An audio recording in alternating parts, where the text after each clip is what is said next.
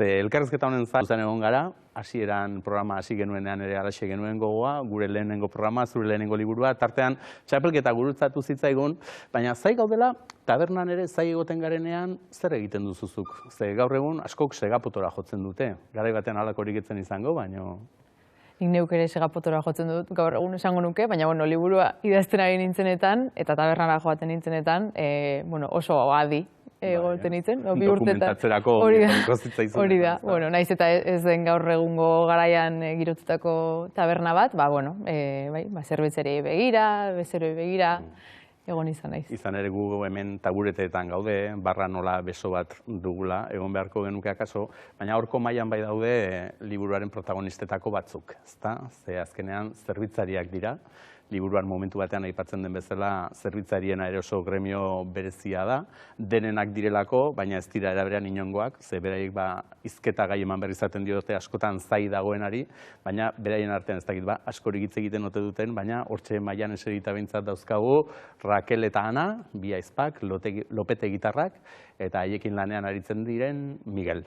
Horiek dira pixkat, liburuaren protagonista nagusietakoak, naiz eta gero jakingo dugun, izen gehiago ere agertzen direla, ez liburuak aurrera egina da. Eta pixkat haien bidez edo ezagutzen dugu Gloria taberna, eta egia da, zerbitzarien bizitza edo tabernarien bizitza badela, ina handi batean bezeroz betetako bizitza bat, bezeroen begiradatik deskribatutako gorputzak, edo ez, pixkat bezeroaren menera askotan, eta horren nola eragin dezaken beraien bizitzan, are gehiago, tabernako jabeak edo, taberna errentan hartu dutenak, familia bat direnean, orduan familiaren barruko komunikazio ohitura badakigu ez, izan daitezkela pixka bat isilpekoak edo ezain gardenak hasiera batean, eta tabernak hori areagotu egiten du ez, gardentasun eza edo gauzak disimuluan esan beharra. Askotan aipatzen dugu gainera, psikologoarena ere egin behar izaten dutela, ez da barrara doanak behar bada haieren arazoak eta kontatzen eta galakoetan hasi ez, eta entzun egin behar ez, eta galdara gainera goxo hartu, ze, bezeroak mantendu nahi baditu, parrokia mantendu nahi badu, baiek ere goxo hartu beharko ditu, ez da? Claro, eta bada pixka bat, esklabutza modu bat ere izan daitekena, ez? Bezeroak beti arrazoi edo zemateraino utzi bezeroari hitz egiten edo gauzak egiten, eta non jarri muga, ez? Eta, bezero asko, liburuan muga asko gainitzen dituzte, ez? Eta bortxa egoerak daude, eta hor nola jokatu taberna zeurea denean edo, eta nori utzi sartzen, nor eskutatu, nori hitz egin, Ze mikrounibertso bat osatu duzu, ez? Bar Glorian, taberna hortan, ikusi dezakegu profil desberdineko jendea badagoela, euren artean batak bestearekin zer nolako harremana duten, baina gero bada ere sukalde bat. Eta sukaldean ere bada beste mundu paralelo bat. Eta bertan Bizenta da nagusi, Bizenta da etxeko Andrea, Lopete gitarren ama.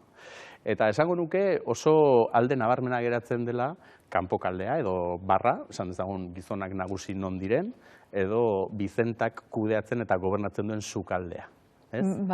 Bada kontraste hori.